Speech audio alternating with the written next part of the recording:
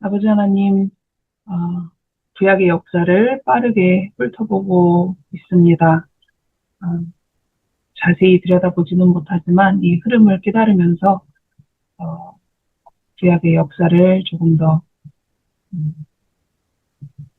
전체적으로 바라볼 수 있는 시야를 허락하여 주시고 또 그 이야기들 속에 역사 속에 들어있는 아버지의 계획과 마음도 조금씩 더 잘 들여다볼 수 있도록 인도하여 주시옵소서. 이 시간 저희와 함께 하시면서 가르쳐 주실 때 아버지의 음성을 잘 들을 수 있는 밝은 길을 또한 허락하여 주시옵소서. 예수님의 이름으로 기도합니다. 네. 오늘은 족장시대 개막이라고 제목을 붙였습니다. 지난주에 창세기 11장까지 공부를 했는데요. 창세기 11장의 끝은 이렇게 되어 있습니다.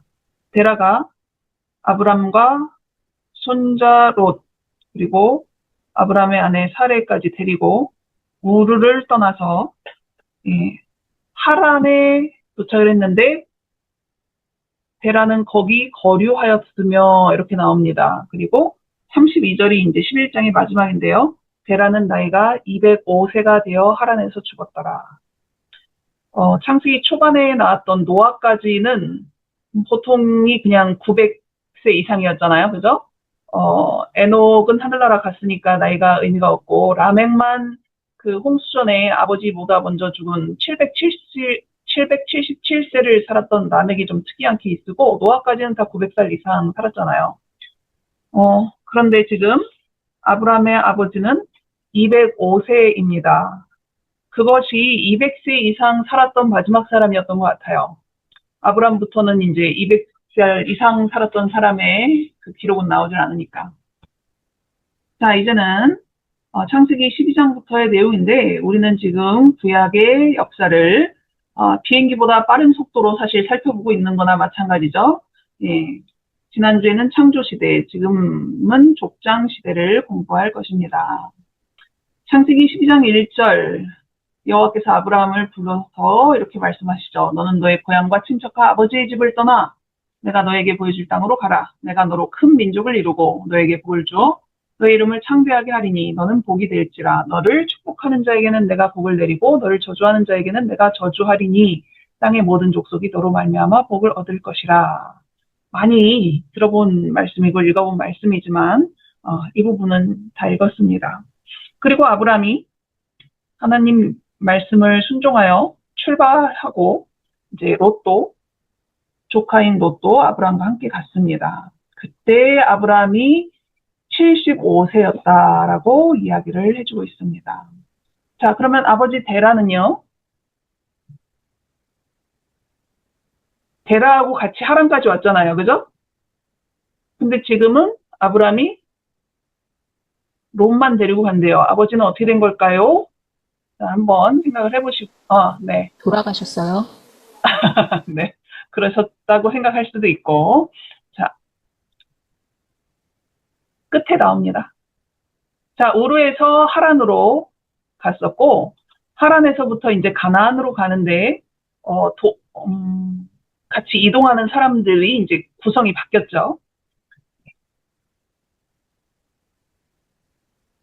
지도가 앞에 나온 거는 너무 커가지고, 이 지명이 잘 안 보일 것 같아서, 오늘 해당하는 부분은 좀 확대를 했습니다. 이 지도는,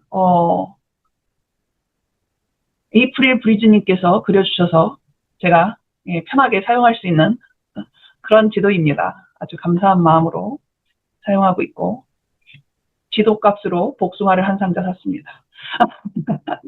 네. 창세기 12장 8절 하란에서 출발해서 아까 지도를 보셨는지 모르겠지만 처음 도착한 곳은 세겜이라는 곳이었습니다. 그 다음은 베델 동쪽이라고 나왔어요. 그래서 제가 일부러 베델에다가 안 찍고 베델 옆에다 이제 찍어놨는데 그래도 그냥 편하게 베델로 생각을 하도록 하겠습니다. 그리고 베델에 도착했을 때 처음으로 제단을 쌓습니다. 그 후에 아래쪽으로 조금씩 이동을 하는데 아래쪽 어디까지 갔는지는 잘 모르겠어요. 근데 문제는 하나님이 가라고 해서 이 가나안에 와서 세겜도 들리고 베델도 들리고 아래쪽으로 내려오는데 기근이 들었대요. 하나님이 가시라고 해서 순종하는 마음으로 왔는데 기근이 들었어. 아브람은 아내도 있고 조카도 있고 종들도 있고 아들은 이때 없었지만 여하튼 한 가정의 가장이었잖아요. 아마 책임감이 무거웠을 것입니다. 그래서인지 그 문제를 해결하기 위해서 애굽까지 내려갔습니다. 얼마나 기근이 심했으면. 자, 그런데 이 애굽에 갔을 때 생긴 문제가 있죠. 어떤 문제입니까? 여동생, 인을 여동생이라고 소개를 했었어야지 됐다는 거? 그쵸. 그때는 사례였죠. 사례가 너무 예뻐가지고, 예, 60살이 넘은 예, 분이 너무 예뻐가지고 아브라함이 생명의 위협을 느낄 정도였던 거죠. 그래서 아내라고 하지 않고 예, 누이라고 그렇게 거짓말을 하는. 결국 이 문제로 인해서 사라가 예, 애굽 궁에까지 들어가게 되는 상황이 발생하고 하나님께서 개입하셔서야 문제가 해결이 됐습니다. 그렇게 하고 나서 아브라함 일행은 다시 예, 이집트에서 네게브 지방으로 이제 이동을 하게 됩니다. 이 네게브 지역은 사막이 많은 지역인 것 같고 좀 더 이렇게 넓게 보면은 여기 있는 그랄이라는 지역까지도 다 포함하는 큰 지명인 것 같아요. 자, 그리고 나서 나중에는 다시 베델로 올라갑니다. 처음 제단을 쌓았던 곳으로. 자, 이거는 무엇을 표시한 것일까요?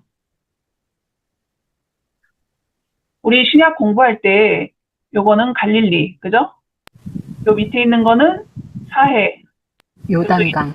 그렇죠. 요 중간에 이어지는 강, 요 위에까지 요단강이라고 하는데 요단강 인근. 자, 이 두 개의 표시는 예, 창세기 13장에 나온 롯과 아브라함이 헤어지는 내용입니다. 아, 애굽에서 나와서 점점 재산이 많아지는 바람에 결국 둘이 헤어져야만 되는 상황이 돼서 아브라함이 롯한테 선택권을 주죠. 롯이 이렇게 쫙 둘러봤더니 이 요단강 지역이 얼마나 이렇게 풀이라고 해야 되나, 초원도 발달했고, 물이 많으니까, 그게 너무 예쁜 거예요. 자, 롯의 시선으로 이렇게 표현했습니다. 여호와의 동산 같고 애굽 땅과 같았더라. 이 말을 자세히 보면은, 롯의 눈에는 여호와의 동산 이퀄 애굽 땅, 이렇게 수준이 그렇게 되는 거죠. 다시 말해서, 롯은 얼마 전에 애굽에 다녀왔잖아요. 거기에서 아브라함은 되게 곤욕스러운 그러한 경험을 했음에도 불구하고 롯한테 있어서는 애굽이 되게 좋아 보였던 거예요. 그러니까 좋은 데를 애굽 땅과 같았다, 여호와의 동산 같았다라고 표현을 하는 거죠. 아마 롯은 애굽에라는 도시가 너무 좋았던 것 같아요. 그런데 소돔 땅이 애굽하고 비슷한 거예요. 아유, 하나님의 동산도 이 정도는 되지 않았을까? 이런 생각이 들었던 것 같습니다. 그래서 롯이 이 요단강 지역, 그리고 이 요단강 아래쪽에 사해 부근에 있는 소돔이라는 도시가 가까운 그 지역을 선택을 하죠. 그러면서 롯이 점점 소돔 쪽으로 이동을 하게 되는 것입니다. 자, 그에 반해 아브라함은 이 베델 지역에서 지금 선택을 해가지고 롯이 이쪽 지역을 선택했는데 아브라함은 오히려 헤브론으로 갔어요. 헤브론이 어떤 지역인지 혹시 아십니까? 저도 잘은 모르는데 헤브론이라는 지역은 산이 많은 동네예요. 산지예요. 그러니까 사실 옥토인 그 요단에 비해서는, 요단강 부근에 비해서는 너무 척박한 땅에 해당할 수 있는 그런 곳인 거죠. 그리고 아브라함이 거기에 가서 제단을 쌓았습니다. 아니, 이 요단강 지역이 아니더라도 이쪽 그 지중해 근처에는 평야가 발달해 있었거든요. 그러니까 아브라함도 이런 곳으로도 갈 수가 있었어요. 그런데 아브라함이 선택한 곳은 헤브론이었습니다. 산동네 헤브론. 아브라함은 왜 이런 곳을 선택한 것일까요? 롯은 애굽에 갔을 때 애굽이 너무 좋아 보였는데 아브라함은 큰 다른 교훈을 얻은 거예요. 하나님이 애굽으로 가라고 하시지 않았었거든요. 그런데 아브라함이 선택해서 갔었죠. 그리고 애굽이 아무리 좋아 보여도 하나님과 함께 있는 곳이 가장 안전하다라는 것을 아브라함은 깨달은 것 같아요. 그래서 롯에게 있어서는 애굽 같은 곳이 하나님 동산 같고 좋아 보였지만 아브라함에게 있어서는 아무리 척박하고 외진 곳이라 할지라도 내가 하나님과 온전히 동행할 수 있는 그런 환경이 오히려 더 좋다라고 생각한 것이 아닐까 이렇게 생각을 해봅니다. 그래서 인구수가 적고 그죠? 이 무역이 발달하지 않은 그다음에 도시가 형성되지 않은 그런 헤브론 산동네로 이동한 것 같습니다. 자, 그렇게 배은망덕한 롯이었는데 어느 날 아브라함에게 소식이 들려오죠. 창세기 14장에서 롯이 살고 있던 소돔 지역과 다른 지역 사이에 전쟁이 벌어진 것입니다. 하필 소돔이 졌어요. 그런데 전쟁을 이긴 쪽에서 포로들과 재산을 갈취해서 다 가지고 갔다라는 소식을 들었고 롯이 잡혀갔다라는 소식이 아브라함 귀에 들린 것입니다. 그래서 아브라함이 자기 밑에 있는 종들 훈련 잘 해놓은 그런 사람들과 또 동맹을 맺은 이웃 사람들과 같이 단까지 쫓아갔다라고 이야기를 하죠. 단이 어딘지 혹시 보이십니까?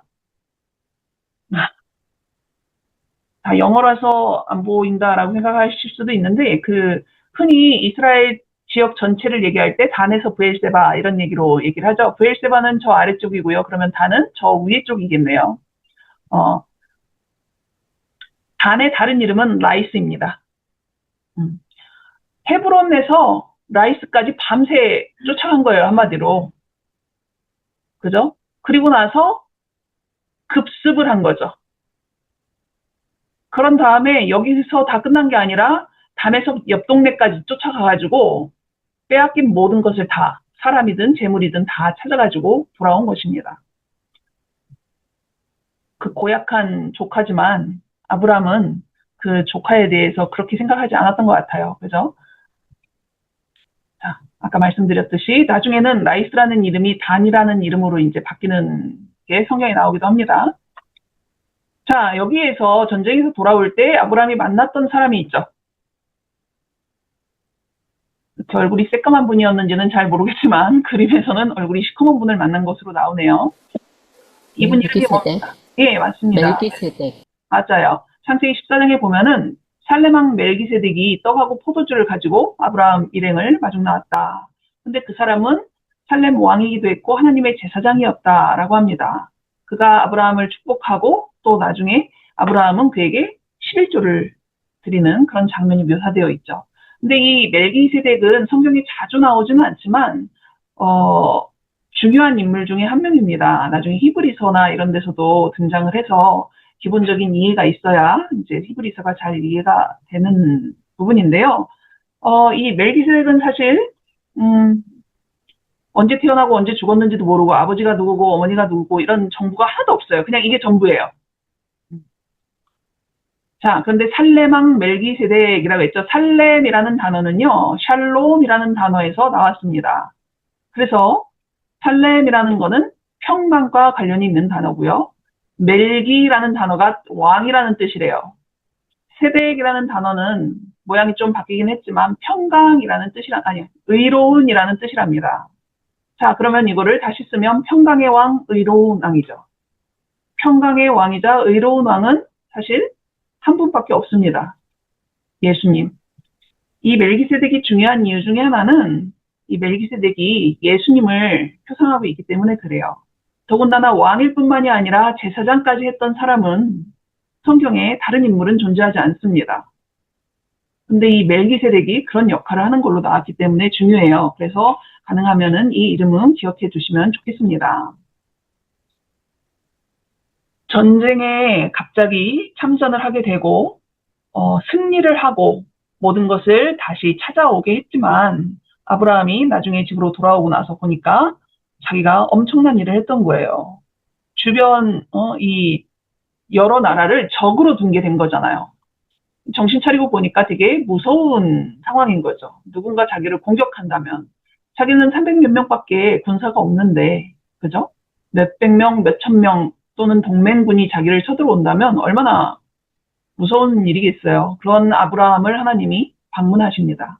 첫 번째 하신 말씀이 두려워하지 말라. 내가 다 막아줄게. 이렇게 말씀을 하시면서 아브라함에게 언약을 맺으시는데 그 언약의 내용이 이제 자손에 대한 내용이었죠. 아브라함이 생각하니까 자기는 자손이 없잖아요. 그나마 제일 가까웠던 게 롯이었을 텐데 롯은 이미 떠나갔고, 그러니까 하나님한테 자기 종 중에 제일 믿을만했던 엘리에셀을 양자 삼을 듯이 얘기를 합니다. 그랬더니 하나님이 뭐라고 하냐면은 걔가 아니고 너의 몸에서 날 자가 상속자가 될 거다라고 얘기합니다. 아브라함이 직접 아이를 낳게 될 것이다라고 얘기를 하는 거죠. 그러면서 하늘에 있는 별을 봐라. 그렇게 많이 자손을 주겠다 이렇게 약속을 하십니다. 내 몸에서 날 자라는 이 이야기를 사라도 들었겠죠. 아브라함을 통해서. 그래서 그랬는지 사례가 그러면 아기를 낳는다는 얘기인데 자기는 안 될 것 같고 아무리 생각해도 뭔가 좀 조짐이 그래서인지 자기의 종을 아브라함에게 줘서 그 이름이 하갈이었죠. 하갈을 통해서 아이를 낳게 되죠. 그 아들의 이름이 이스마엘입니다. 사실 하갈이 임신했을 때 되게 여주인을 사례를 멸시하고 그러다가 쫓겨나고 뭐 이런 일들이 있었잖아요. 근데 이 하갈이 펑펑 울고 그러니까 천사가 나타나서 이제 여러 가지 말을 해줬는데 그래서 이스마엘이라는 이름은 하나님께서 들으신다. 하갈이 했던 기도 하나님이 들으셨다라는 의미로 이런 이름을 짓게 되죠. 이때가 아브라함이 86세. 그러니까 하란에서 출발한 지 11년 동안 일어난 일을 지금 살펴본 거예요. 그리고 나서 13년 동안 일어난 일이 기록이 없습니다. 13년간 어떻게 살았는지 우리는 알 수 없어요. 그냥 이스마엘 잘 기르면서, 그죠? 그렇게 평범한 일상을 살았을지도 모르겠습니다. 근데 13년 후에 아브라함 나이 몇 살?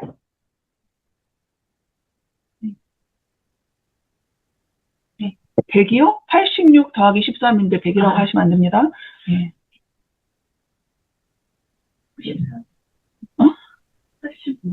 86 더하기 13. 네.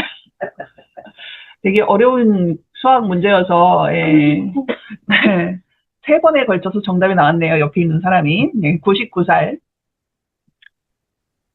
다시 하나님이 아브라함에게 나타나셔서 언약을 갱신하시는데 이번엔 좀 더 확실하게 해주시는 의미로 아브람과 사레를 이름을 바꿔주시죠.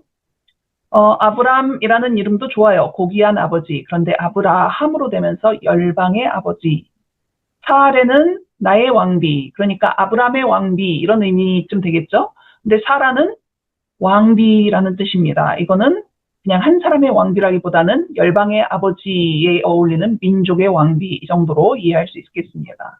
이렇게 이름을 바꿔주시고 그 다음에 할례 제도에 대해서 알려주셔서 이제 아브라함이 모든 식구들을 할례를 행하는 이야기가 나옵니다.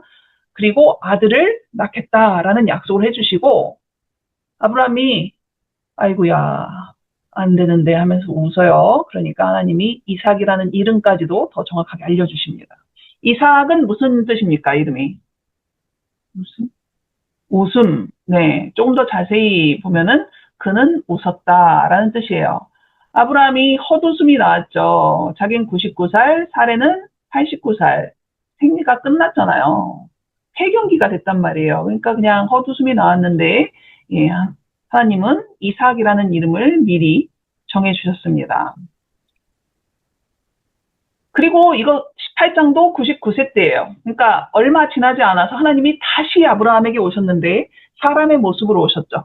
3명의 손님의 모습으로 아브라함을 찾아갔고 아브라함이 손님을 아주 극진히 대접을 합니다. 그리고 대화를 통해서 점점 그분의 정체가 드러났는데 같이 온 2분은 천사였고 1분은 하나님이셨던 거죠. 하나님이 다시 아들을 낳을 것을 얘기를 하니까 사라가 천막 뒤쪽에서 듣다가 사라가 웃어요. 그러니까 하나님이 왜 웃었냐 뭐 이런 얘기 나오고 자 여하튼 아브라함이 17장에서 1번 웃었고 18장에서는 사라가 웃었는데 둘 다 좋아서 믿음이 좋아서 웃었던 게 아니란 말이에요. 그리고 10절에 결국 하나님이 내년 이맘때 내가 반드시 너에게로 돌아올 건데 내 아내 사라에게 아들이 있으리라 라고 확인을 해주십니다. 18장의 나머지 부분은 소돔으로 향해 가시는 하나님 일행, 대육 나간 아브라함이 하나님의 계획을 듣고 하나님을 막아서고 협상을 하는 장면 기억하실 겁니다. 50명에서 시작해서 결국 10명의 의인만 있어도 살려주겠다라는 약속을 받아냈는데 19장에 가서 보면 결국 소돔에는 의인 10명도 없어서 멸망하는 장면이 나오죠. 그래도 그 중에 의인 아브라함의 강구와 그저 천사를 대접했던 롯을 봐서 하나님이 롯의 가족에게는 그저 끌고 나와서라도 살게 해주시는 그런 모습이 나오는데 롯의 아내는 뒤를 돌아보고 소금기둥이 되었고 결국 세 가족만 목숨을 건지게 되었습니다. 이 세 가족이 두 딸이 아버지와 관계를 맺어서 나온 두 민족이 생기죠. 모압과 암몬이라는 두 민족이 이 세 명을 통해서 나오게 됩니다. 그리고 나서 창세기 20장에 보면 다시 네게브 땅으로 옮겨갔는데 네게브 땅이 아까 말씀드렸다시피 여기 이만큼이 아니라 좀 넓은 지역이에요. 그중에 그랄이라는 곳이 포함이 됐는데 이 그랄이라는 지역은 요즘이나 나중에 보면 이제 여기에 팔레스타인 또는 블레셋 지역이라고 알 수 있습니다. 그래서 아브라함이 그랄에 헤브론에서 이제 그랄로 이사를 왔는데 다시 한번 같은 실수를 하죠. 애굽에 갔을 때도 사라를 내 누이다라고 하더니 이 블레셋 사람의 땅에 가서도 그렇게 합니다. 이 99세 아브라함과 89세 사라라는 것도 놀랍지만 그런 사라가 너무 예뻤다라는 것도 놀랍지만 만약에 이게 시간 순서대로 기록된 것이라면 아브라함이 내년이면 아들 낳아야 될 상황인데 사라를 자기 아내라고 못하는 거예요. 그러면은 만약에 사례를 이 그랄의 왕이 데려가서 정말로 아내를 삼았다면 이 족보 어떻게 할 거예요? 되게 위험한 상황인 거죠. 물론 애굽에 갔을 때도 위험했지만 그때는 그래도 좀 덜했다라는 느낌이 든다면 이건 당장 내년에 아이가 나와야 되는데 이제 그랬다면 더 위험한 상황인 거죠. 다시 하나님께서 개입하셔서 이 문제를 해결해 주셨기 때문에 사라가 무사히 나오게 되는 그런 장면을 성경은 다시 보여주고 있습니다. 자, 지난주에 봤던 아담에서부터 아브라함까지의 족보가 이렇게 쭉 이어졌어요. 드디어 한 명이 더 추가가 됩니다. 족보에. 우리 지난주에 공부할 때는 사실 이 사람들이 살아온 이야기가 별로 없으니까 계속 몇 살에 애 낳고 몇 살까지 살고 몇 살에 애 낳고 몇 살까지 살고 이렇게 해가지고 되게 족보가 빨리빨리 이어진 것 같잖아요. 사실은 시간으로 보자면 이 사람들의 시간만 해도 막 2000년 이렇게 되는데 노아까지만 봐도 그리고 아브라함부터는 사실 이야기는 많아졌지만 시간의 길이로 보면 예전보다 훨씬 짧아졌음에도 불구하고 자세한 이야기들 속에서 이제 겨우 한 아이가 이제 족보에 이어지게 된 것입니다. 결국 아브라함의 100살, 사라가 90살에 이삭이라는 아들을 낳게 되죠. 그리고 할례를 8일 만에 하고 근데 아까 이삭의 이름 뜻이 뭐라고 그랬어요? 그가 웃었다. 예, 그가 웃었다. 아브라함도 웃었고 사라도 웃었죠. 이 김 빠진 웃음, 말도 안 돼라고 생각하면서 헛 웃음을 지었는데 하나님은 그들의 그런 웃음을 진짜 웃음으로 바꿔주시면서 그의 이름을 이삭이라고 지으셨죠. 이삭이라는 이름을 부를 때마다 아브라함과 사라는 그들에게 일어났던 일들이 기억나지 않았을까요? 자, 그래서 드디어 이 족보에 이삭이라는 이름이 더해지게 되었습니다. 참 힘들게 한 명이 추가된 것 같은 느낌이 듭니다. 그리고 옛날에는 젖을 보통 3살까지는 먹였다라고 합니다. 지금 그런 얘기 하면은 사람들이 기겁을 할지도 모르겠지만 저 어렸을 때만 해도 저랑 같은 나이인데 우리 동네에 7살까지 엄마 젖 먹은 애가 있었어요. 저랑. 근데 여하튼 간에 젖될 때라는 이야기가 나와서 정확하진 않지만 이삭은 3살이나 이 정도 되지 않았을까 싶어요. 그런데 그때쯤 돼서 보니까 이스마엘이 이삭을 괴롭히고 조롱하는 거예요. 이스마엘로서는 이삭이 예쁠 리가 없죠. 이삭이 태어나기 전까지는 이 정말 부유하고 인자한 아버지의 모든 것이 자기한테 오는 거라고 기대를 하면서 엄마하고 같이 하갈하고 얼마나 그런 기대에 부푼 삶을 살았겠어요. 그런데 아니 글쎄 불가능할 것 같았던 그 일이 일어난 거예요. 동생이 태어났는데 동생임에도 불구하고 아버지의 모든 것을 물려받을 것 같은 그런 상황이 된 거죠. 그러니까 이스마엘이 이제 이삭을 괴롭히는 장면. 근데 그것을 사라한테 들킨 거죠. 사라가 아주 단호하게 아브라함한테 말합니다. 쫓아내십시오. 아브라함이 마음이 아팠지만 이번에도 아내 말을 잘 들어서 그리고 하나님도 허락하신 일이라서 그렇게 하죠. 이때 나이가 아마도 이삭은 3살, 이스마엘은 17살입니다. 아무리 17살이라도 아버지로서는 얼마나 마음이 아팠겠어요. 그죠? 이날 그 집을 나가면서도 중간에 물이 떨어지고 그러잖아요. 아브라함이 준 게 별로 없어요. 뭐 돈을 얼만큼 주었더라 뭐 이런 얘기도 없고 그냥 약간의 먹을 것만 챙겨서 보내거든요. 그러니까 나중에 하갈이 엄청 울잖아요. 근데 이제 그때 하나님이 또 다시 살 길을 보여주시고 이런 장면들이 나옵니다. 자, 이게 이삭이 3살 때인데 또 17년간의 상황은 성경이 침묵합니다. 그 다음에 나오는 장면이 아브라함에게 이삭을 제물로 바치라 라는 하나님의 말씀이에요. 이 말씀이 아브라함의 귀에 너무나 선명하게 들렸어요. 아브라함은 이게 꿈인가? 뭐 이런 생각 해보고 싶었지만 너무나 선명하게 그 소리가 들려왔기 때문에 잊을 수가 없었기 때문에 하나님이 일러준 그 산으로 가서 번제를 드리기 위해 출발합니다. 근데 이 산 이름이 뭡니까? 모리아산. 네, 모리아산. 모리아산 맞습니다. 나중에 이 지역이 모리아산을 포함한 도시가 예루살렘이 되는 거예요. 모리아산에 성전이 세워지고 모리아산과 시온산을 포함해서 그 도시가 예루살렘이 되는 것입니다. 자, 근데 출발을 하고 난 다음에 이삭이 아버지랑 단둘이 길을 갈 때 산에 올라가면서 아버지 있을 거 다 있지만 딱 하나가 없네요. 번제할 어린 양은 어디 있습니까? 아버지가 지혜롭게 대답을 하시긴 했죠. 내 아들아, 번제할 어린 양은 하나님이 자기를 위하여 친히 준비하시리라. 이게 아브라함이 얼마나 이 상황을 이해하고 한 말인지는 알 수는 없지만 이 말에서 결국 하나님께서 나중에 번제할 어린 양을 준비하신 것도 이제 우리가 알고 있고요. 이 말, 하나님이 자기를 위하여 친히 준비하시리라. 하나님이 준비하시리라 라는 말에서 여러분이 많이 들어본 여호와 이레라는 단어가 나오게 된 것입니다.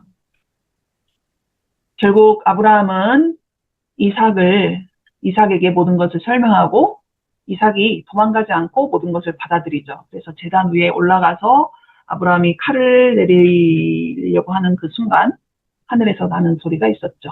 그 아이에게 내 손을 대지 말라. 네가 네 아들, 네 독자까지도 내게 아끼지 아니었으니 내가 이제야 네가 하나님을 경외하는 줄을 아노라. 이런 하늘의 소리가 들려옵니다. 이때가 아브라함이 120살, 이삭이 20살이에요. 사실 20살이 120살 노인하고 같이 있는 상황에서 이 건장한 청년 이삭이 아버지를 밀치고 도망 나오려고 했으면 충분히 가능했을 것입니다. 그러나 이삭은 이 장면에서 예수님을 표상하잖아요. 자기가 자기를 죽일 이 나무를 직접 짊어지고 가요. 마치 예수님이 십자가를 메고 가시듯이. 그렇게 해서 물론 하나님께서 이 일을 멈추시긴 했지만 아브라함의 믿음이 통과를 했고 또 이삭이 어떠한 성품을 가졌는지도 또 이삭이 예수님을 표상한다라는 것까지도 이제 보여주고 있습니다. 그 산이 여기에 있는 모리아하고 나중에 예루살렘이라는 도시가 이 모리아 주변으로 형성이 됩니다. 그리고 창세기 23장에서 사라가 죽습니다. 사라가 죽는 거는 모든 사람이 죽으니까 특별하지 않을 수 있지만 창세기 23장 1절의 가장 특별한 부분은 사라가 죽은 나이가 기록되어 있다는 거예요. 여자가 죽은 나이가 기록된 것은 사라가 유일하다라고 하죠. 그러니까 사라가 그만큼 중요한 인물이었다라는 것도 알 수 있고요. 그리고 아브라함이 이 사라를 매장하기 위해서 장례식을 위해서 땅을 삽니다. 그 땅이 있는 곳이 헤브론이라는 곳이었어요. 아브라함은 여기저기 계속 돌아다니기만 했지 이 땅에 진짜 우리 엄마 표현을 쓰자면 바늘 하나 꽂을 땅도 없었던 그러한 사람으로 살았는데 자기 아내를 사랑하는 아내를 장례하기 위해서 장례식을 치르기 위해서 이 헤브론에 땅을 구입하는 이야기가 나옵니다. 그리고 이 헤브론에 구입한 아브라함의 그 땅에 이 묘지에 아브라함의 가족들이 계속 이렇게 장례식을 치르게 되는 장면이 성경에 나오죠. 그리고 나중에 이곳을 유다 지파가 받게 됩니다. 자, 아까 봤던 지도인데요. 자, 여기 가나안에서 하란으로 가는 여정이 그 다음에 장면에 등장하게 되죠. 사라가 죽고 3년쯤 있다가 아브라함이 이삭을 결혼시키기로 마음을 먹습니다. 그래서 아까 양자로 드릴 마음도 있었던 엘리에셀이라는 종을 불러서 자기 고향에 가서 이삭의 아내 될 사람을 구해와라 라는 숙제를 내줍니다. 사실 가나안에는 하나님을 아는 지식이 없어서 이미 아브라함이 이쪽에 갔을 때 많이 부패된 상태였어요. 소돔만 그런 것이 아니라. 근데 사실 하란도 마찬가지 아니었나라는 생각이 들 정도인데 왜 아브라함은 가나안에서 이삭의 아내를 구하지 않고 하란에서 구했을까요? 그것은 하란 지역에 밧단 아람 지역에 아브라함의 가족들이 있었는데 그들이 온전히 하나님을 섬기는 사람들은 아니었다 할지라도 하나님에 대한 지식을 어느 정도 가지고 있고 우상 숭배를 했을지라도 하나님도 섬기는 그러니까 가나안 지역 사람들보다는 훨씬 더 하나님과 가까웠기 때문에 그랬다라고 볼 수 있습니다. 종이 이 먼 길을 선물을 가득 싣고 떠나가죠. 그리고 이 아브라함의 고향에 도착했을 때 기도를 합니다. 뭐라고 하냐면 우리 주인 아브라함의 하나님 여호와여 원하건대 오늘 나에게 순조롭게 만나게 하사 내 주인 아브라함에게 은혜를 베푸시옵소서. 아브라함이 자기 가족뿐 아니라 이 종으로 있는 사람들에게도 얼마나 좋았으면 종이 이렇게 간절한 기도를 할까요? 그리고 이 사람이 기도한 대로 모든 것이 이루어지죠. 우물가에 예쁜 여인이 나타났고 그 여인한테 물을 구하니까 이 아브라함의 종에게 물을 주고 당신의 약대에게도 내가 물을 주겠습니다 하고 시키지도 부탁하지도 않은 일까지 다 합니다. 이게 쉬운 일이 아니잖아요. 여자가 하기에 물을 계속 옮기고 약대 한 마리도 아니었을 텐데. 근데 그렇게 일을 할 수 있을 만큼 건강하고 예뻤고 예의가 바르고 이런 여인을 드디어 발견을 한 거죠. 알고 봤더니 아브라함의 친척 중에 또 속해 있는 여자였고. 그 일이 되게 빨리 진행이 돼서 이 종이 리브가라고 하는 이 여인을 데리고 하룻밤 그 며칠의 말미도 주지 않고 곧바로 다시 돌아와 버리죠. 그래서 이삭이 결혼을 하는 이야기가 나옵니다. 자, 아브라함에게는 3명의 여인이 있었죠. 본처는 사라이고 두 번째 여인은 누구였습니까? 하갈. 네, 하갈이죠. 하갈이 먼저 아이를 낳았죠. 이름이 이스마엘입니다. 그리고 그 후에 사라가 아들을 낳았고 이름이 이삭입니다. 자, 그런데 이삭이 좀 전에 결혼을 했죠. 결혼해서 이름이 리브가라는 여인과 함께 살게 되었어요. 근데 아브라함이 한 번 더 결혼을 합니다. 그죠? 하갈은 내보냈고 사라는 죽었고 아들인 이삭 결혼시켰고 외로웠나 봐요. 예, 그드라라는 여인을 맞아서 다시 한번 결혼을 하게 됩니다. 근데 이 그드라라는 여인은 6명의 아들을 낳았어요. 제법 아들이 많네요. 그죠? 예. 그리고 이삭과 리브가는 결혼 생활 20년 만에 에서와 야곱이라는 쌍둥이를 얻게 됩니다. 리브가가 아이를 낳지 못해서 이제 고민을 말하니까 이삭과 리브가가 같이 기도를 하고 기도 응답으로 이제 이 아이들이 탄생하게 됐죠. 사라는 127세에 죽었고 아브라함은 175세에 죽었습니다. 오늘 공부한 범위 안에서 한 사람 죽는 이야기가 또 나오거든요. 이 중에 또 누가 죽었다라고 나왔을까요?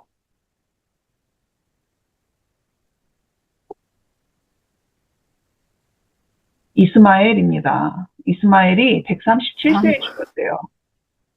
근데 이 죽은 나이가 표시된 사람들, 우리가 지난주에 공부했다시피 창세기 4장에 나왔던 이 그 가인의 족보에는 사람들이 죽은 나이가 나오질 않잖아요. 그런데 아담의 족보, 셋의 족보에는 사람들이 몇 세까지 살고 죽었다가 나오잖아요. 의인의 족보에 든 사람들. 다시 말해서 하갈의 아들이었던 이스마엘도 하나님을 믿는 신앙을 받아들였던 것이죠. 그래서 의인의 계열에 들어간 것이 아닌가라고 이해할 수 있습니다.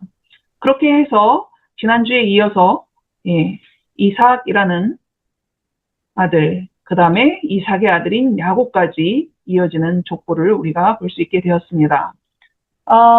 살짝 지나쳤던 이야기 하나를 하자면 이삭 시대에도 다시 한번 흉년이 들었어요. 아브라함 때도 기근이 있었잖아요. 그러니까 이삭이 다시 한번 그랄로 이사를 갑니다. 근데 이삭이 아버지하고 똑같은 실수를 하죠. 이 여자는 누이입니다. 아내가 아니고 뭐. 그래서 또 다시 한번 하나님이 개입하심으로 문제가 해결되는 그런 상황이 있었는데 이게 죄도 유전이 돼서 이런 걸까요? 그런 생각이 잠깐 들었습니다. 그래서 오늘도 사실 성경은 족보를 이어가는 역사이고 그 족보를 이어가시기 위해서 하나님은 아브라함과 이삭의 부족함을 채우시고 문제를 해결하시면서 어떻게든 그 족보를 이어나가서 의인이 그리고 메시아가 이어지도록 하시고 그리고 뭐 다른 방법들을 통해서 또는 하나님의 방법이 아닌 다른 방법들을 사람이 사용하게 하심으로 사용하게 함으로 인해서 사탄은 그 족보를 어떻게든 끊어놓으려고 하는 그런 장면들을 보게 되었습니다. 아버지께서 선택하신 사람들이라고 불리우는 그 사람들도 참으로 부족하고 약점이 있고 죄가 있는 사람들이었습니다. 그럼에도 불구하고 그들이 아버지를 믿고자 하고 아버지를 순종하실 때 그들의 부족한 점을 다 채우시면서 아버지의 약속을 이루어 가시는 모습을 우리가 살펴보았습니다. 우리 스스로를 의지하지 아니하고 오직 아버지만 의지하고 믿고 따라갈 수 있는 저희가 되도록 인도하여 주시옵소서. 예수님의 이름으로 기도합니다.